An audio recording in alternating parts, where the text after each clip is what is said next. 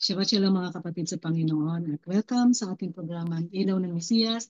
Hatid sa inyo ng Light of Messiah Source of Ministries at ng Light of Messiah Ministries Canada. Samahan niyo kami muli sa loob ng isang oras na pagtatalakay ng Torah portion ngayong linggang ito. At sa araw ng Sabat, habang tayo nagpapahinga, kapiling ang Lord of the Sabbath, Yeshua, kung ano siya.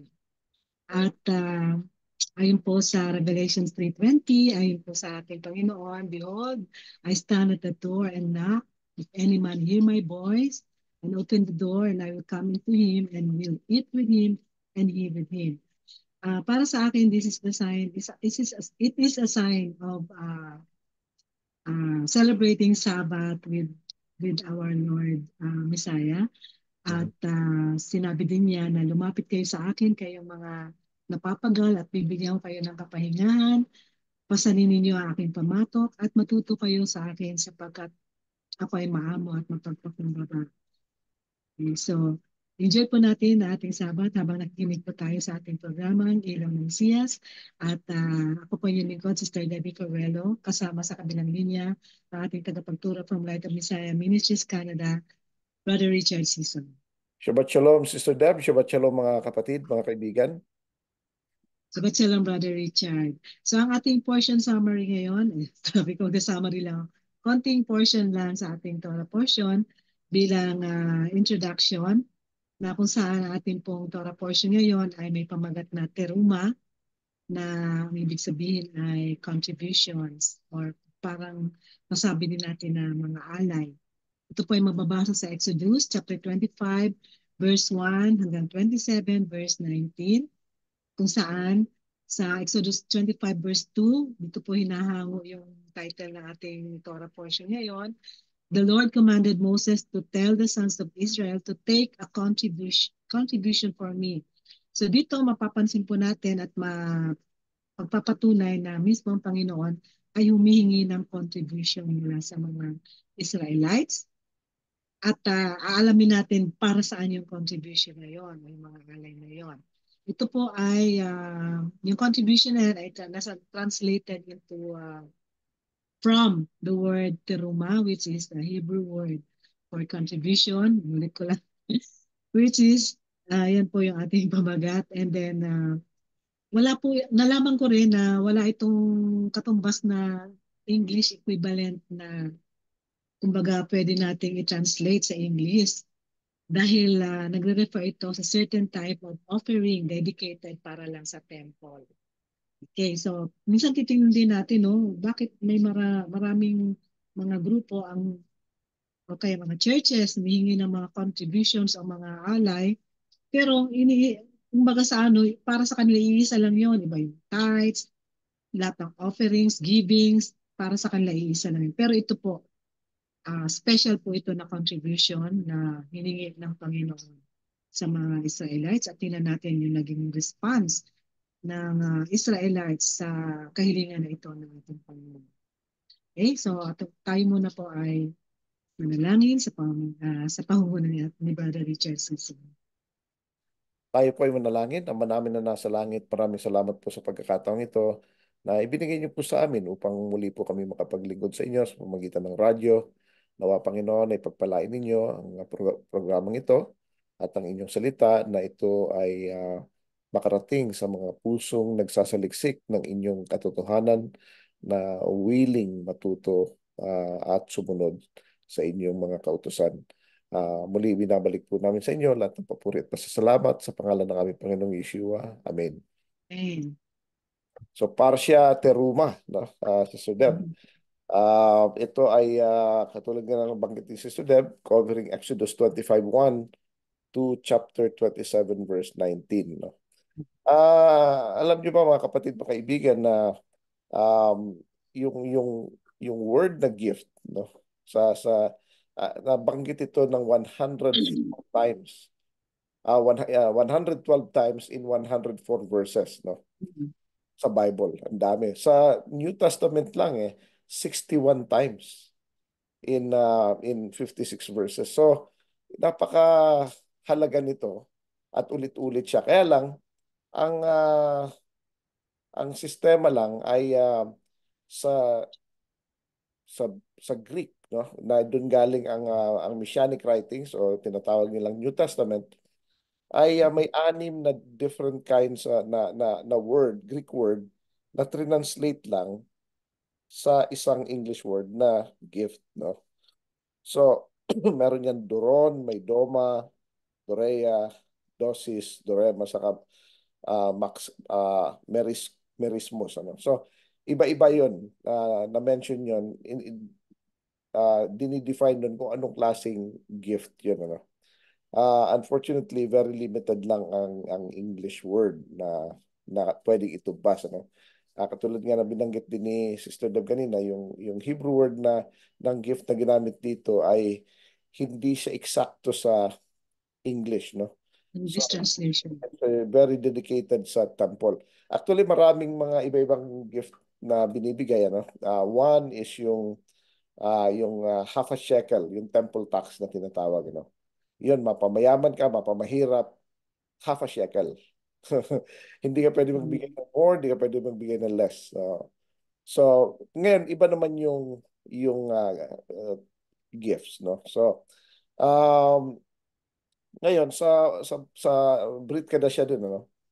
Merong pito na iba-ibang gift na nabanggit din dito, no?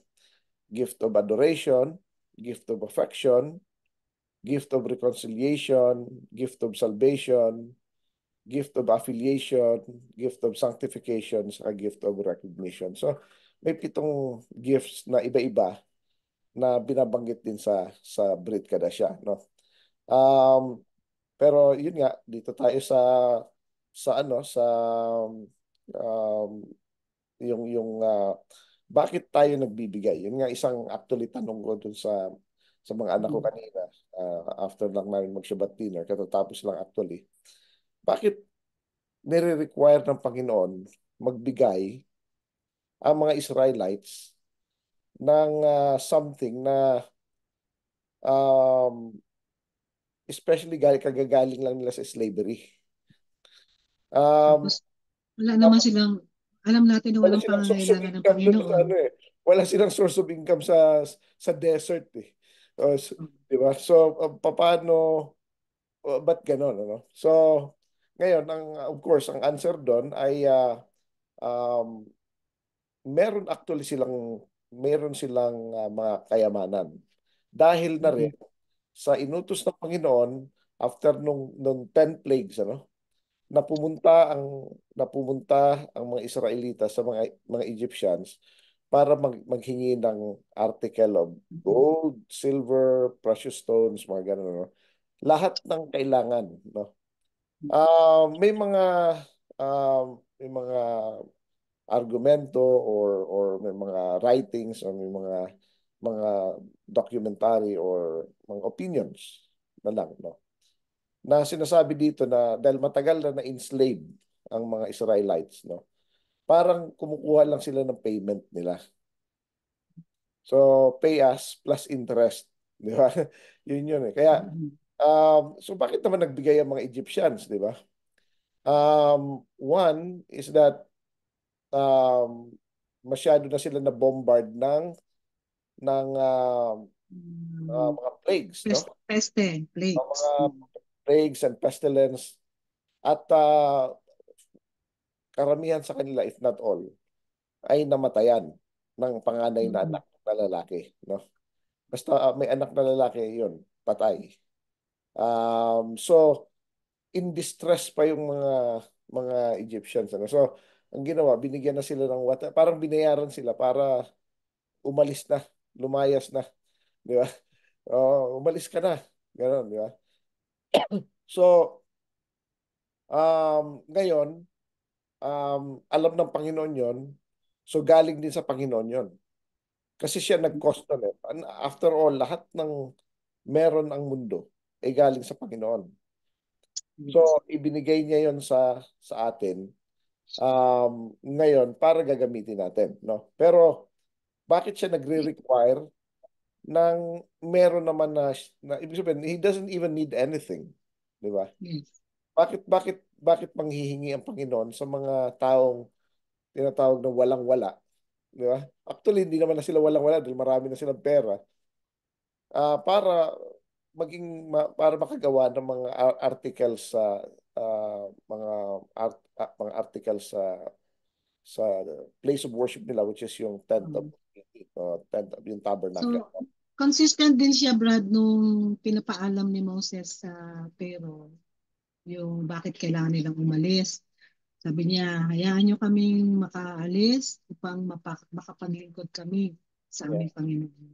Oo. And it's part of serving God, Yan. pati yung Oo. giving.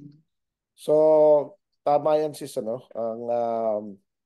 Ang pagbibigay natin sa serbisyo sa Panginoon, ano, ay parang nakikipag-partner tayo sa Panginoon um, in His glory, no? Kasi kung tutusin, wala naman siyang pangangailangan. Sa kanyang plano. Binigyan niya tayo ng Nangyari chance. yung plano niya. O, binigyan niya tayo ng chance para maging kapartner natin ang Most High, Sa no? isa. It's a test, no? Isa nga sa mga ni reason ng mga anak ko is to give glory to God. That's one, of course, no? Two is to keep His commandments. It's a test. Testing yun eh. Binigyan ka, magbibigay ka rin ba? Di ba? Yun ang tanong doon eh. Kasi kapag nagbigay ka, then you pass the test. Pero depende pa rin yun. Kasi very clear yung instruction ng Panginoon doon. Natatanggapin lang ni Moses yung mga regalo sa mga willing. Wag yung Mm. wag yung grudgingly, ano.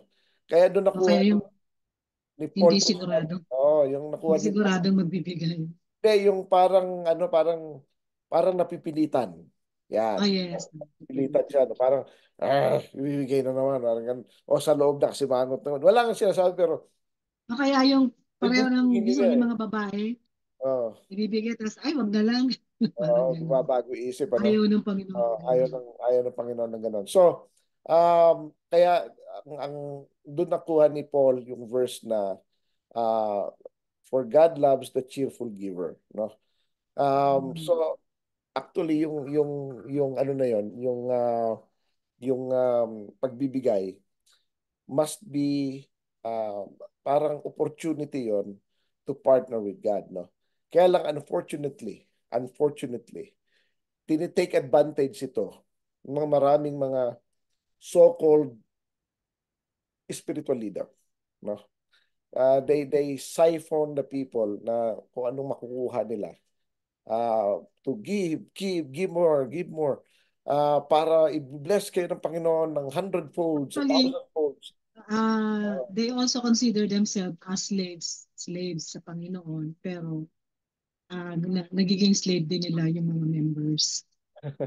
Actually, most Slave na may slave. more on slave driver yung ganun. Kasi Bribery, uh, manipulation. hindi naman unang-una,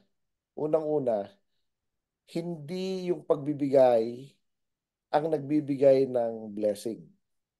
Walang Yes. sinasabi yung Malakay 3:10 is misunderstood passage yun, no? Ang commandment talaga is for us to keep the commandments so that we will be blessed. Ngayon, Mhm. of course, part ng commandment ang giving. No doubt about it. Pero hindi siya yung una, hindi siya yung major, hindi siya yung top 10. No? Wala nga siya sa Ten Commandments eh, kaya hindi siya top 10, no? So, tapos sasabihin nila, hindi, sa pa, yung ano, yung Pero yun ang ah, nagiging yung pinakamas importanteng honoring God, portion ng honoring God. Pero wala naman nang sinasabi ron. Ano yung first commandment? Thou shalt, I am the Lord your God who brought you out from the land of Egypt. Thou shalt not have no other gods before me. O yun ang una. No gods before him, di ba? Pangalawa, do not make idols or worship them or serve them. O, yun ang pangalawa. Pangatlo is thou shalt not bring the name of the Lord in vain. Pang-apat, yung observe my Sabbath and keep it holy. So, dun sa first four, wala namang giving dun. Di ba?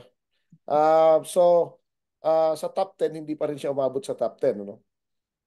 Pero, kung naalala mo, Sister Deb, yung blessing every time na nagbibigay ng offering, di ba? Nire-recite yan sa Mm. Night of Messiah. Nautos din ng Panginoon. Ang component na sinasabi ron is, sabi niya, May I have requirements siya. kept your commandments. Bago Mm. siya That's the nagbibigay, requirement for giving. oo, yun actually requirement ng pag-give. Dapat kinip mo muna lahat ng commandments, tapos pinakinggan mo ang voice of God, Mm. wala kang nakalimutan gawin. Yun, yun eh. So, kaya importante muna na gawin muna natin yung mga ibang commandments sa Panginoon bago yun, Yung no? mga importante. Pwede mo rin isabay along the way, pero ang leaders, mga preachers, pastors, reverends, kung sino man sila, even rabbis, even whoever, um, bago, hindi nila dapat parang ini-induce yung mga tao na magbigay so that they will be blessed.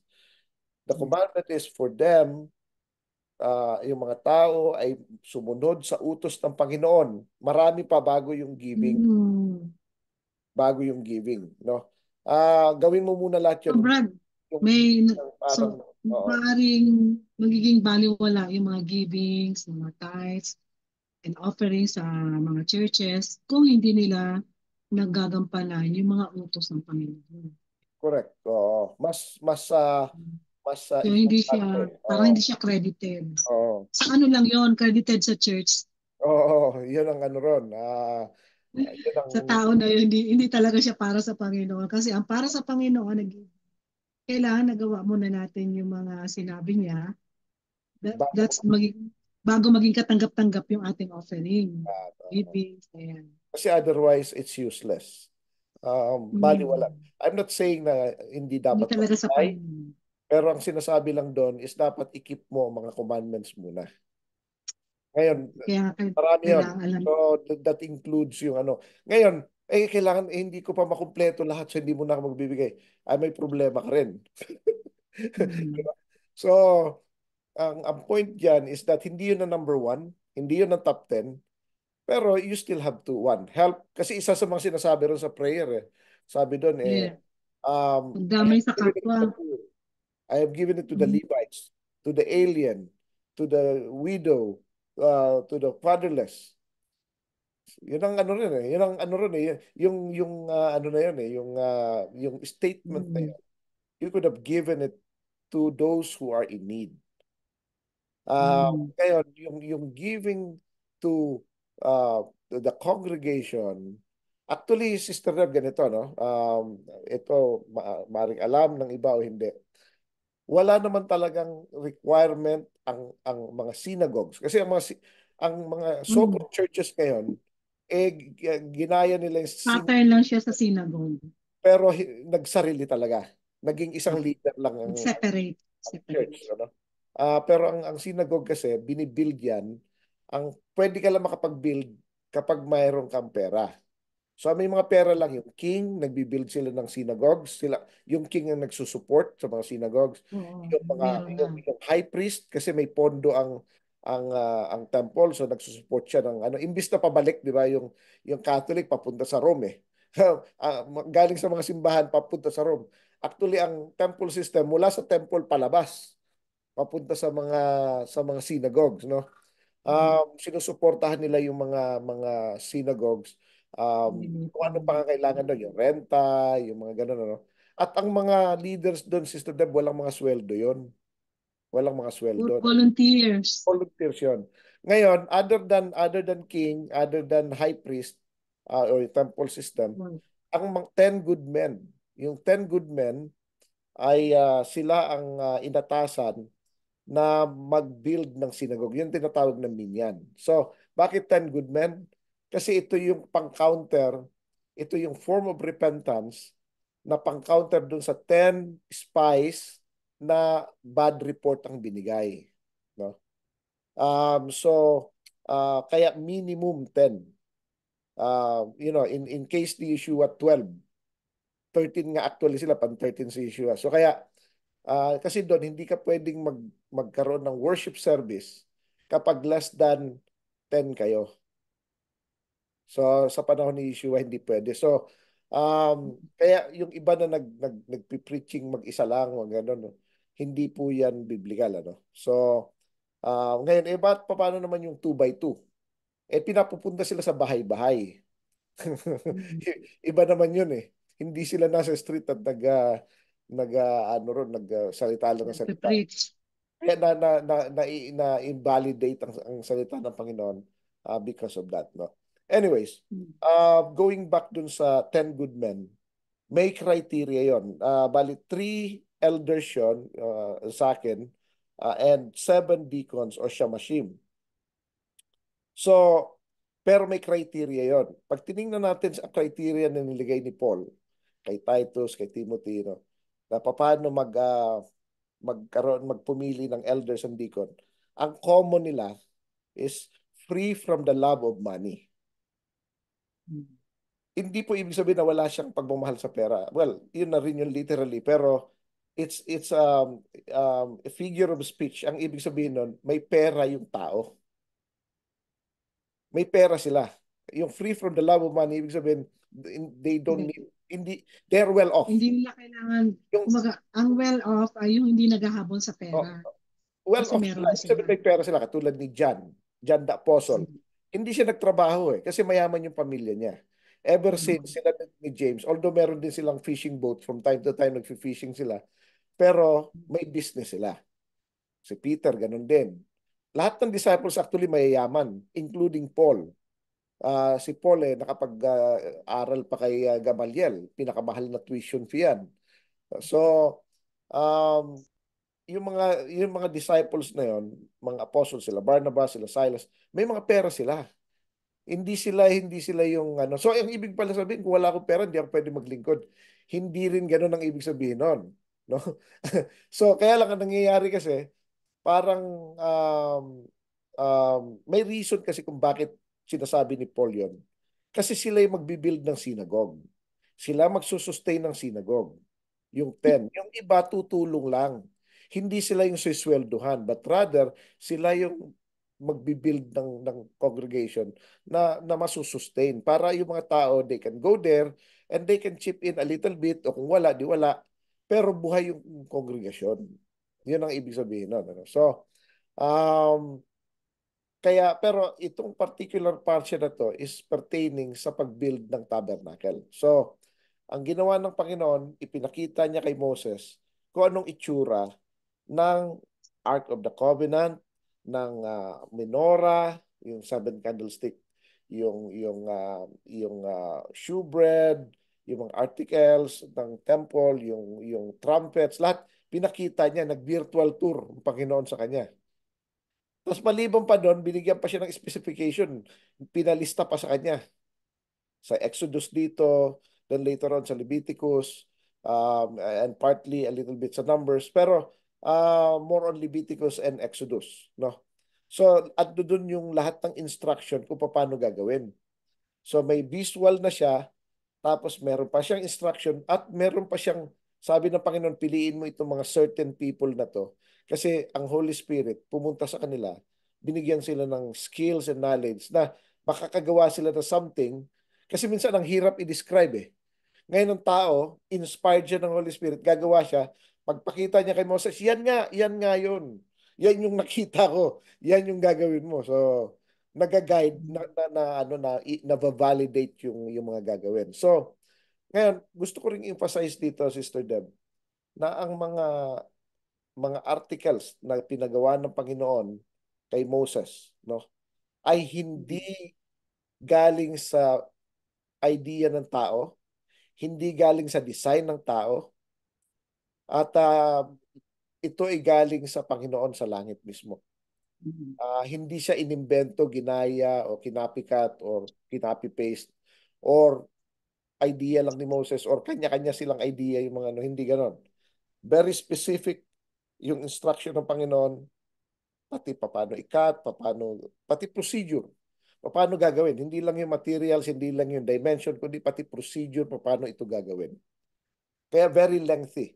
Bakit bakit importante sa Panginoon ang yung length, yung description nun? Kasi He wants perfection.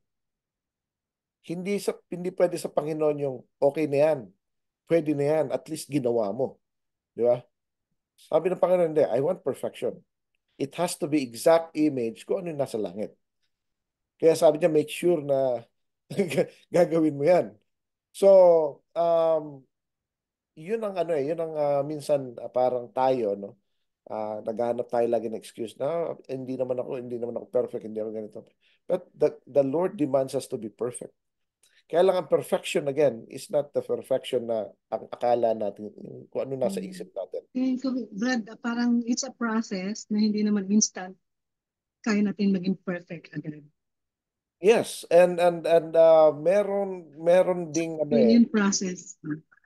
hindi lang 'yon, kundi merong mga certain things na that qualifies a person to be perfect. Isa doon, sinabi Mm. ng Panginoon, kapag binigay mo lahat ng ari-arian mo sa mga mahirap, perfect ka. Yan ang So ano. yun ang yun ang ibig sabihin ng free Oh, from the love of money.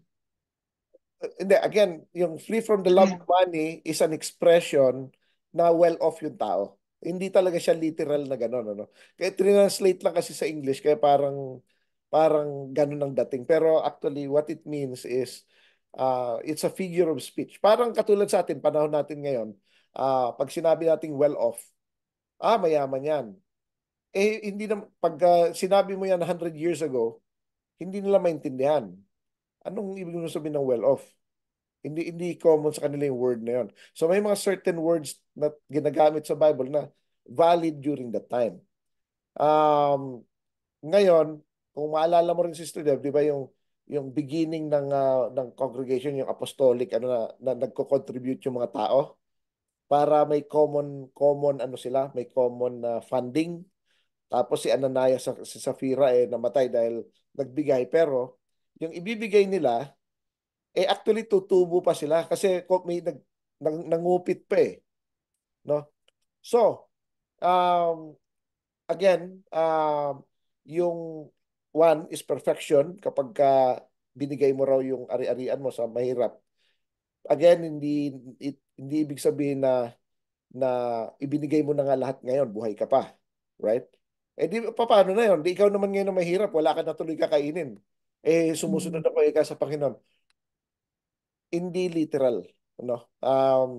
Well, you can give it just before you die if you want. Di ba?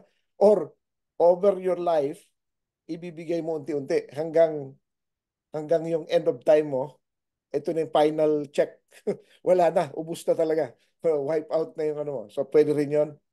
Another perfection na sinasabi ng Panginoon is to love your enemies. If we know how to love our enemies, perfect tayo.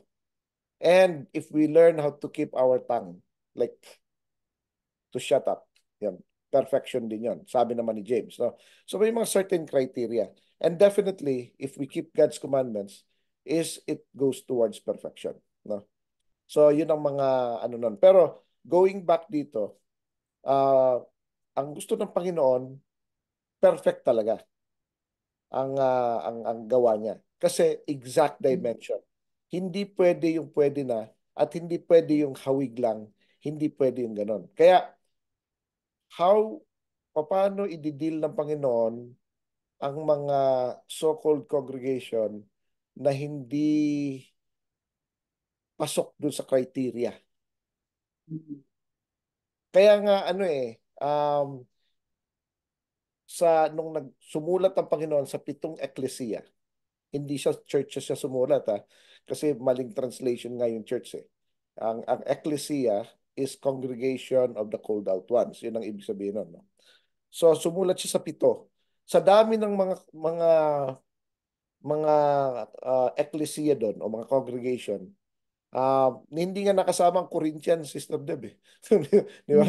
Mm. May Ephesus, nakapunta si Paul doon, pero hindi siya nag-establish doon Dati nang meron nun. Inano lang niya. Mm.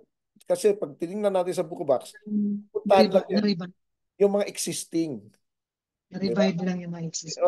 inaano lang, parang in-enhance lang niya, tsaka nag-ano lang siya ron. So, Ephesus, ano doon, yung mga iba siguro napuntahan niya pero hindi na nabanggit. Ephesus lang nabanggit na napuntahan niya, no? Pero sa dami nun, Yung Alexandria, malaki rin doon. Ang, ang Rome.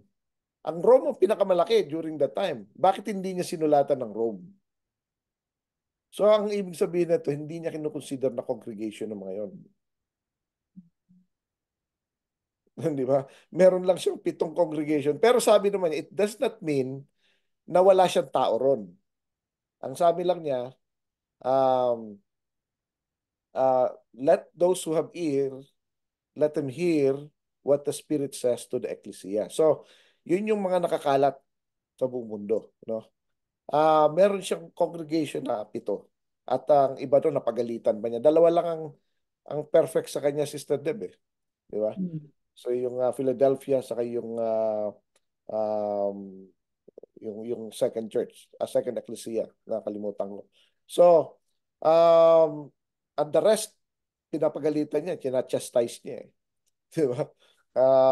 So, ang point doon is, hindi porke may congregation, congregation din ng Panginoon yan. But it also does not mean na sa any congregation, walang tao ang Panginoon. Yan yun, ano? At hindi rin ibig sabihin na maski congregation nga ng Panginoon yun, hindi ibig sabihin na lahat ng tao doon, tao ng Panginoon. Kasi may mga kalaban din. Sa loob mismo ng congregation ng Panginoon, ang nagtuturo, kalaban niya eh. Nakakatakot yun eh. Di ba? Mm. Nag-a-adhere sa teaching ni Balaam, yung isa naman kay um, uh, Jezebel. Oh, di ba? Tapos yung isa pa pala kay Nicolaitans.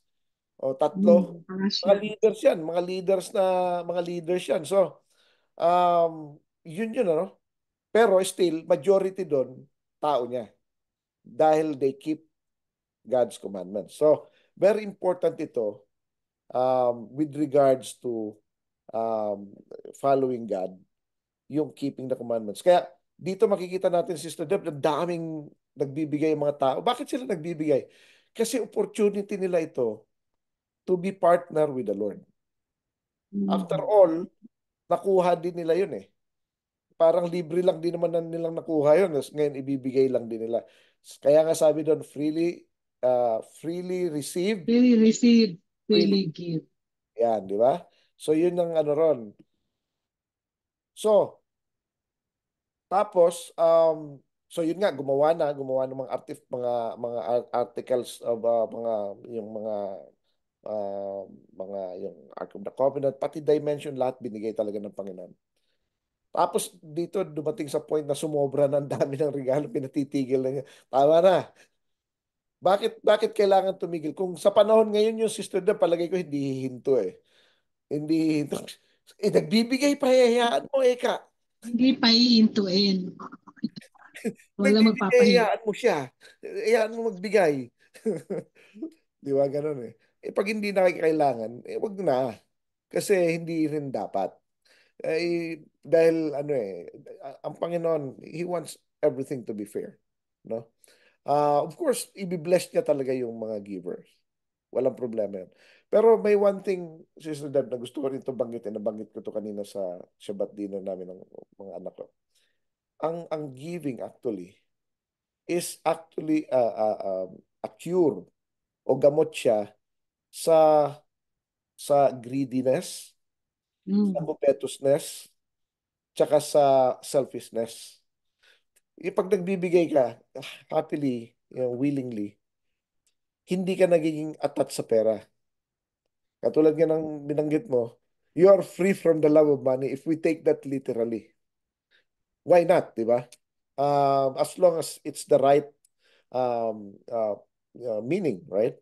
So, parang hindi ka bounded sa pera. Parang ano kayo, hindi, kasi yung, ganito ang sinasabi nila Sister Deb ito, credit to the owner. I don't know kung saan nag-originate ito. Pero ang ano daw, ang money is a good slave or it's a good employee. Kasi it keeps on working hard eh. Hindi siya Gagamitin mo siya. matutulog. Money does not sleep. Pero it's a very cruel master. Mm. Mm. Very cruel siya na master. Kapag nagtatrabaho ka for the sake of money, you're doing something for the sake of money, o puro pera-pera na lang, cruel siya, Controls very you. cruel. Yeah, it can Yun lang. control you. It actually it actually kills the person na ano eh. Talagang ano i-enslave ka talaga niya.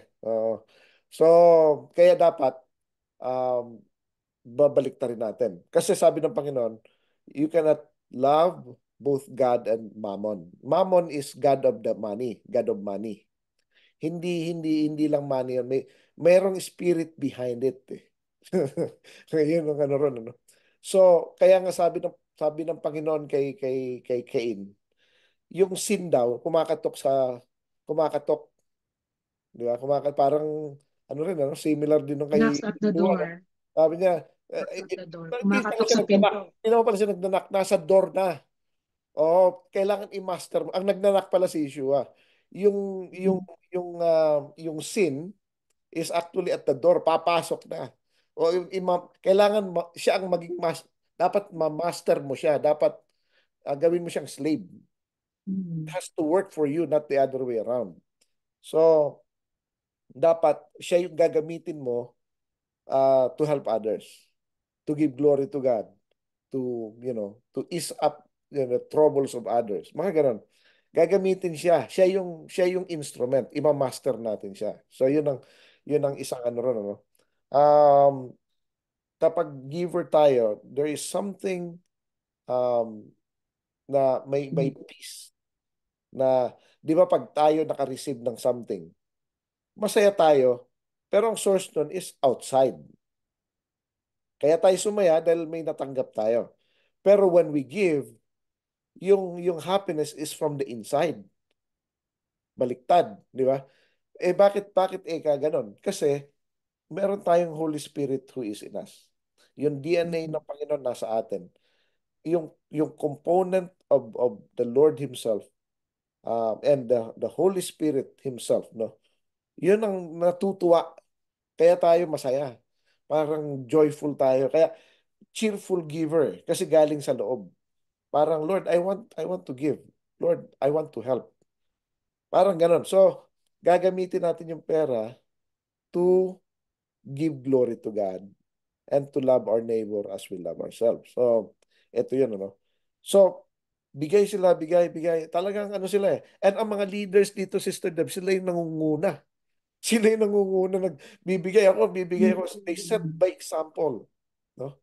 Hindi sila yung parang, oh, kayo muna magbigay, tapos, dito sa panahon ngayon, baliktad eh.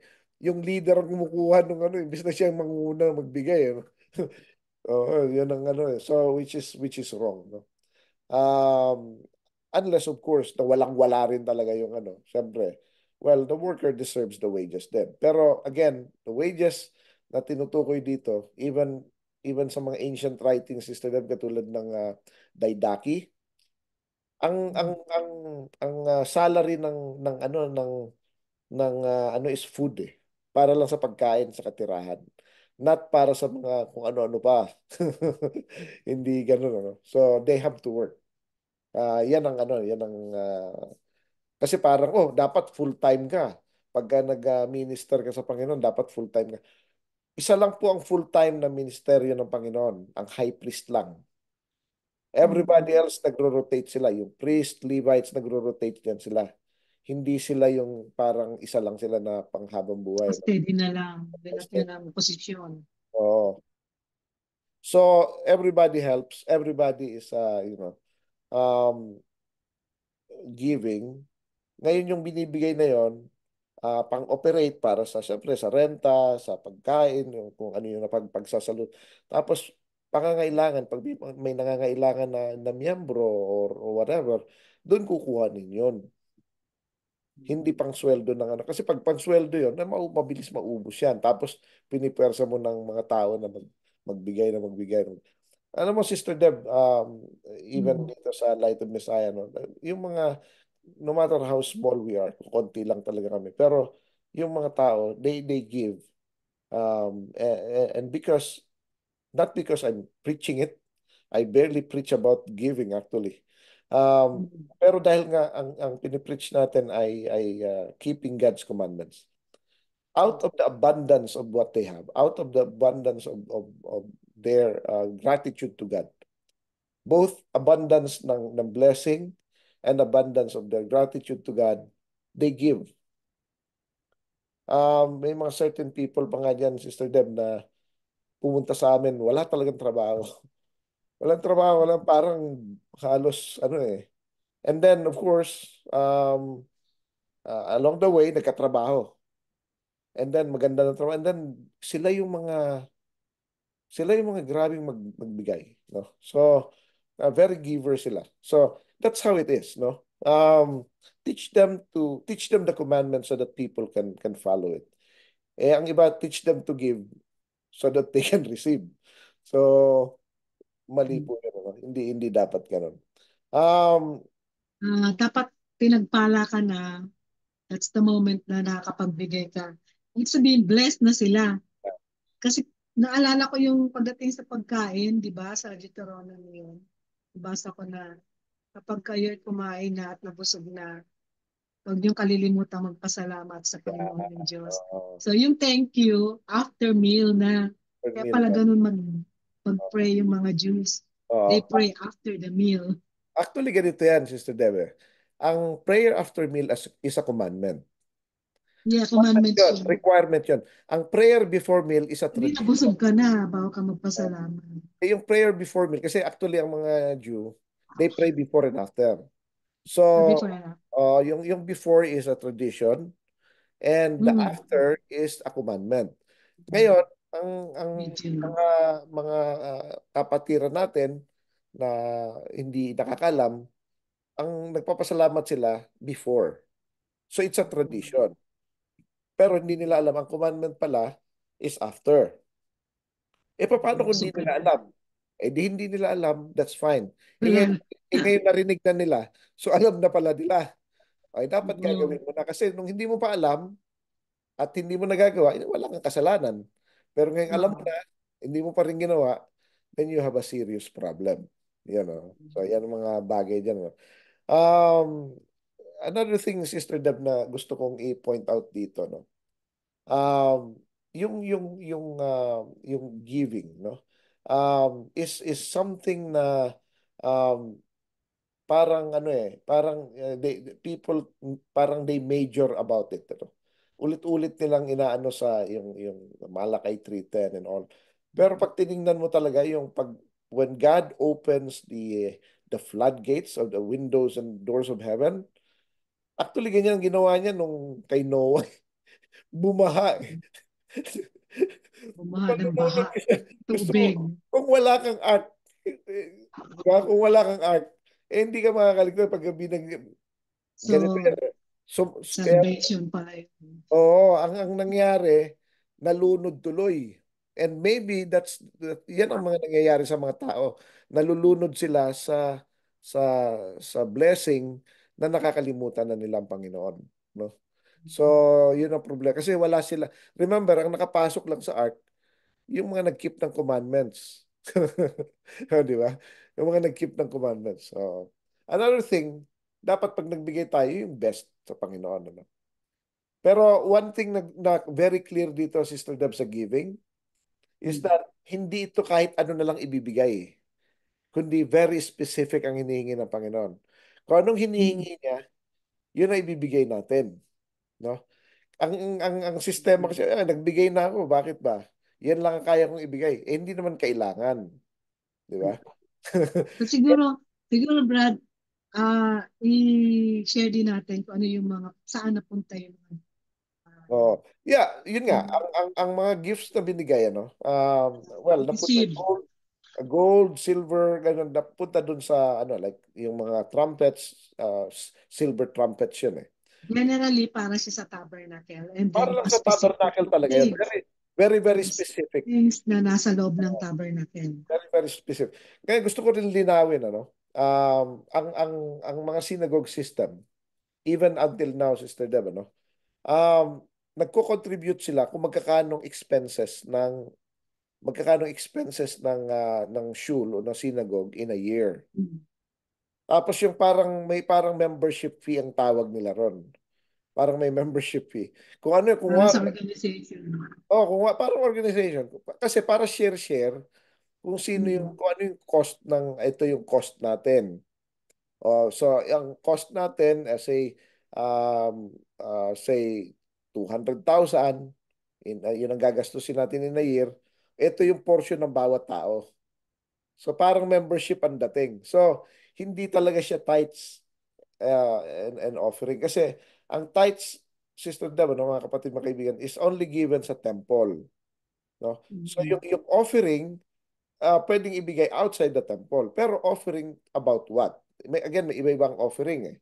May peace offering, may burnt offering, may didi-discuss natin to. Pagdating natin sa Leviticus, i-discuss natin ulit ito, no? So may sin offering, may trespass offering. Anong offering ba ito, di ba? Tapos meron pa yung mga one time, yung dedication, di ba? Like a dedication yung Pidyon Haben, dedication ng firstborn male, which is 5 shekels. No? Pag babae naman, ang dedication niya is 3 shekels. May discount. May discount na babae, Sister Deb. Kapag below 21 years old, 15 ang boy, 10 ang girl. Kapag ka naman ang uh, mga senior, may discount din. May discount na ang babaeng senior, lalaking senior. Yung mga male, So, uh, doon ano pala lang galing yung mga discount oh, sa may senior. discount. Pati babae, Sister Deb, may discount. Okay. Ang mga bata may discount. So, diyan ang galing yan din yan sa Torah. Ang galing din Discounts. sa discounted. So, yun ang mga certain things. Pero once lang yun. Halimbawa, pag ikaw, between 20 and 60 yata, or 65, I have to, ano kasi nalimutan ko. Uh, Mm. Yun ang main. Kung lalaki ka, 30 shekels yata or something eh. Or basta malaki. Pero one time lang yon. Dinonate mo sarili mo, dinedicate mo sarili mo sa Panginoon. Ito pa pala, Sister Deba, pag dinedicate mo sarili mo sa Panginoon, you are bound to actually redeem yourself. I-redeem mo ang sarili mo by paying yung how many shekels yung nire-require ng temple. Once lang yon. Otherwise, you're obliged to serve like full-time talaga. Yan ang tanong doon eh. Kung can you do it like Samuel? Si Samuel lang yung na-dedicate na talagang binigay talaga eh. Everybody else has to be redeemed, no? Um, yun ang importante ron. So, pag ito pa, Sister Deb, pag dinedicate mo yung bahay mo at gusto mong kunin, ano ba, dinedicate mo ba, pa-dedicate ako ng bahay, ganun. Yan ang mga common term, ano? Mm. Yung bahay na yun, hindi na sa'yo yun. You have to get out of that house at sa ano na yan, sa Panginoon. Pero kung gusto mo Nabigay mo. tumira ron, bibilin mo. Yung magkakanong amount nun, bibilin mo. Redeem. Redemption. Kaya be careful sa word na yun. No? Kasi hindi ano siya eh. God cannot be mocked. No? Paano hindi ko alam? Hindi mo alam. Ngayon alam mo na, huwag mo nang gawin. Paano pala kung gusto ko pa rin i-dedicate? I-dedicate mo. Pero you have to pay. So, dapat, ang proper word pala is house blessing. House blessing, housewarming, or mag-offering ka na lang. Sabihin mo, Mm. I'm gonna put an offering because I am thankful. Yun yung Thanksgiving offering. I'm thankful to the Lord dahil Thanksgiving. dahil meron akong bagong bahay, meron akong bagong kotse, meron akong mga ganun ano. Ano naman yung first fruit? Ang iba naman sa first fruit. Oh, yung unang sweldo mo ibibigay mo. Di pa paano Mm. gagamitin mo next month? Kaya binigay mo na lahat ngayon, di ba? Wala kang pa, mangungutang ka pa ngayon, di ba? If you want to do that, why not? Pero hindi naman ganyan ang requirement talaga ng Panginoon. So, one is depende kung ano yung, kaya we have to be careful kung ano yung pinapangako natin sa Panginoon. Mamaya pinapangako na, Panginoon, bigyan mo lang ako trabaho, 6 months, buong 6 months bibigay ko sa iyo. Ganun. Dapat ibigay mo yon. Pag di mo binigay, you're in serious trouble. Di ba? Kasala ka na. So, wag na lang tayong mangako. Yun ang sinasabi ng Mm. Panginoong Yeshua. Mm. Sabi niya, huwag kang mangako. Let your yes be yes and no, no. Kung ano yung beyond that, galing sa evil one na raw yun. So, and again, God cannot be mocked. So, kung ano lang yung kaya natin ibigay, yun lang ang ano natin. Mas maigi pa na hindi na lang tayo mangako at ibigay na lang kesa sa nangako tayo even sa isip natin and then hindi natin binigay. So, we have to be careful, no? Um, Another thing is um, yung mga tumatanggap naman ito. For example, yung dedication of the firstborn sister Deb, hindi dapat yan nag-stay sa congregation. Dapat yan papunta sa temple. Wala pa naman Mm. Ekan Temple ngayon. Wala pa nga pero meron ng organization na nagsila ang magbibuild. Ito yung Temple Institute. Paano kung hindi ko alam pagpunta ron o hindi ko alam? Then this, dapat ito ibibigay sa mga mahihirap. Mm. Uh, sa widow, sa mga fatherless, sa mga strangers, Mga walang kakayanan. kakayanan talaga. Kasi it doesn't belong sa congregation. Ang what belongs sa congregation yung pinaghati-hatian na expenses. So, ito yung expenses natin for a year, ito yung babayaran ng bawat isa equally. Yun yun eh. Dapat equal. Paano Mm. yung wala? Di wala. I-assume siya ngayon nung meron. Tapos kung ano na lang yung meron, kaya dapat yung 10 good men na sila yung in charge, sila yung mag-a-assume ng cost no pag walang nagbigay, no? So, yan ang mga ng mga kapatid mo kaibigan. We have to be careful at very specific siya sa hinihingi niya. Kung ano hinihingi ng Panginoon yun ang ibibigay natin.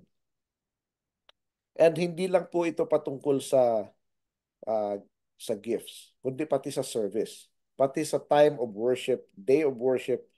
Pag sinabi niyang ibigay mo sa akin ng Sabbath, dapat Sabbath, Mm. wag first day of the week. Wag second day of the week, wag third day or any day. Hindi pwede yan. Kung ano yung hinihingi niya, yun ibibigay natin.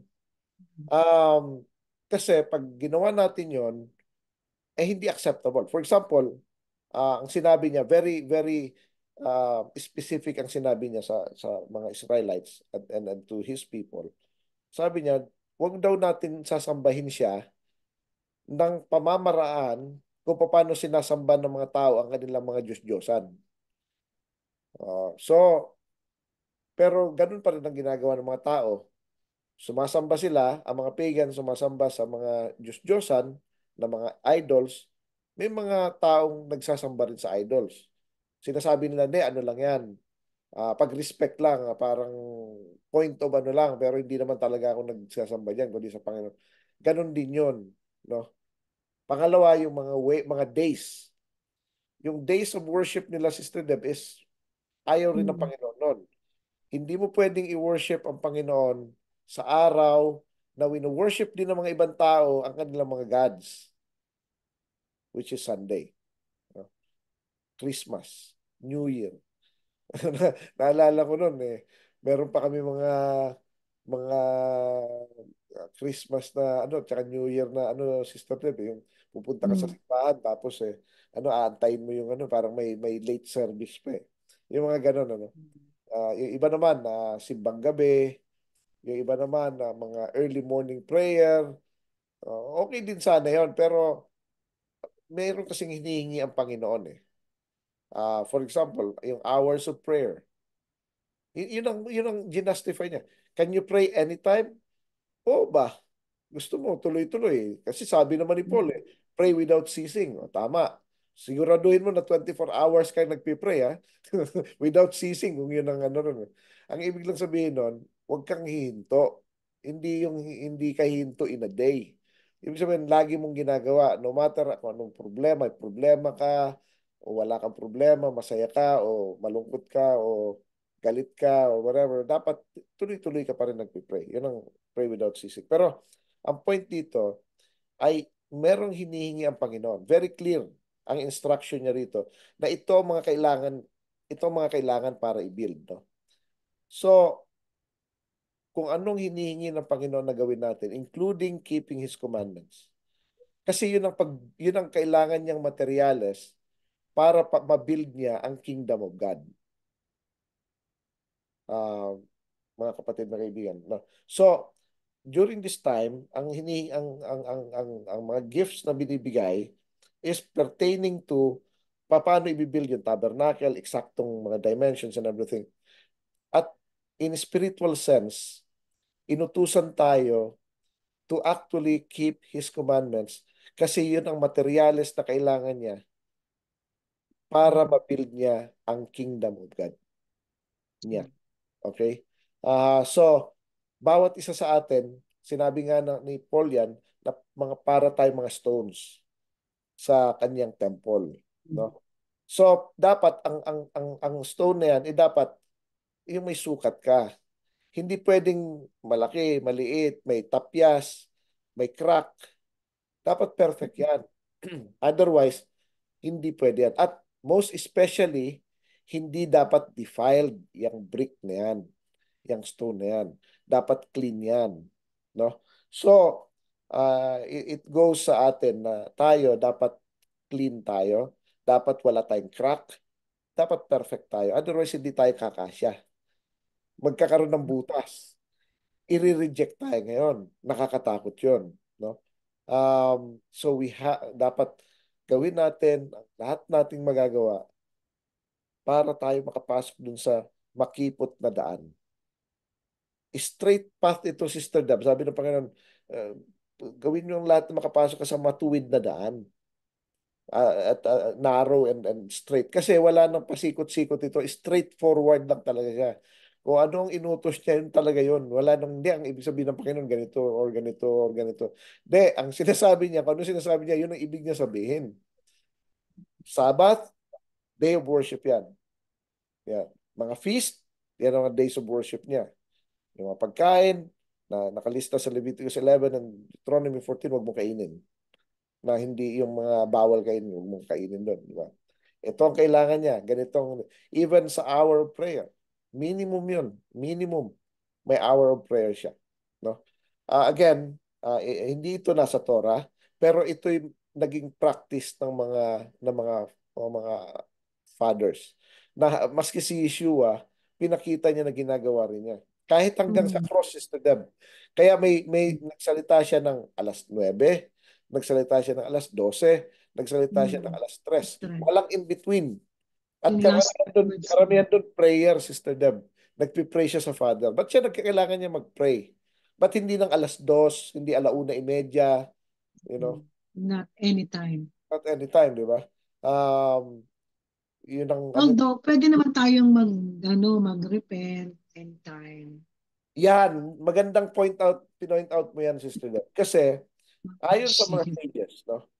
Ayon sa mga sages, ang gate daw of repentance is always open. Always Oh, open. pero yung prayer of yung ibang Petitions. prayer of adoration, mga ganun, Adoration. nag-open lang siya during the time. During the time na open siya. May time to close, may time to open. So, paano kung naka-close? Nakapila ka lang. Nakapila, di ba? So, maganda yung Oh, prayer mo. napansin ko rin, Brad, kasi yung the Lord's Prayer, nandun lahat siya, nandun yung content niya na appropriate para sa hour of prayer. Yes. Yung worship, adoration, and then supplication, and then yung may repentance din, Yes. and then adoration and worship again. Yan. Actually, Oh, thanksgiving. meron akong It's a pinadala sa complete one. may pinadala ko sa ano sa group Group chat chat. natin. Yeah, nabasa ko. Kasi it's an instant. Na-remind ako, it's a complete prayer. Yeah, it is a very complete This prayer. is, yes. Unfortunately, yung mga tao, hindi nila pinagpiprayan kasi parang Catholic ang dating. Kailan pa naging Ah, Catholic yan, di pero ba? nasa Bible siya. It's in the Bible. O, nasa At Bible yun. ano Eh, yon instruction ng Panginoon, Yeshua. Yun. Oo. So, it's very So, important na mas gagawin natin yun. No? napakaganda, binigyan tayo ng instant na hindi natin makakalimutan ng prayer. At the same time, pwede natin idagdag yung iba pa natin mga petitions na nais natin may panatin sa Panginoon Yan, no. in those hours of prayer. Yan, no. So, Mm. again, yung regarding do sa gates, Open ang gate ng repentance anytime. Kaya pati yung mga dying, yung mga ano, pag nag-repent sila, they can come in. Okay? Open lagi yun. Hanggang hindi pa dumarating ang Panginoon. Pagdating ng Panginoon, sarado na yan. Ano Permanente na. na, judgment day na. Pero yung mga prayers of petitions, We have mga all the gano'n, chances. may hour of prayer lang yan, no? Yun ang ano ron. Anyways, going back dito, very specific ang hinihingi ng Panginoon. Yun ang ibibigay natin. Anong hinihingi niya? Mm. Yun ang ibibigay natin. As Parsha Teruma, yun ang tinuturo sa atin ng Parsha Teruma. Wala na yata tayong time, Give Sister Deb. offerings. Uh, Okay, so bago pa po tayo magpaalam, nais ko pong i-wrap up po natin yung mga napag-usapan natin ngayon according sa ating 12 portions. Yung pinaka-highlights actually ng ating 12 portion ay nakatutok sa mga offerings na kung saan ito ay napunta sa pag-build ng tabernacle at lahat ng mga nasa loob nito, yung mga components, the Ark of the Covenant, the table of the bread of the presence, the lampstand, the tabernacle, the framework, yung curtain, nalala ko ito yung pag nababanggit yung curtain, panahon ng Panginoon nung siya ay namatay, di ba, na tear, yung curtain na yun. yan, So yan. it represents pala ang ating Panginoong Yeshua. Mhm. And the altar of burnt offering. Sino yung burnt offering din natin? Nakaano pa rin siya sa ating Panginoon. And the court, and yung mga court and hangings na may mga symbols siya na kung sabi nga, kulang pa ang oras kung bubusisin sa atin ni Brother Richard. But then, in the long run, habang binabasa natin po natin at patuloy natin binabasa ang mga Torah portions, ay nire-reveal ito sa atin paunti-unti na ating Panginoon according sa kanyang timings pa rin, syempre. At nakakatulong pa rin yung patuloy na pakikinig sa ating programa na kung saan nakatutok si Brother Richard na may pahayag.